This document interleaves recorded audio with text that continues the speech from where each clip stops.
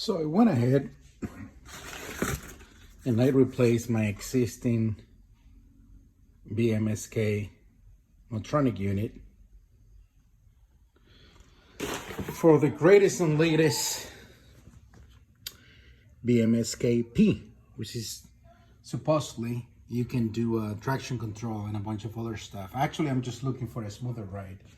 So I have to transfer the keys now. These are the original keys and they won't work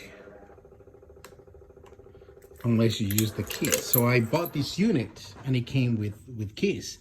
So I have to like destroy it so I can get the transponder into one of my keys.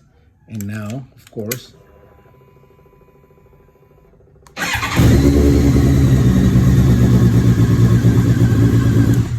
it works.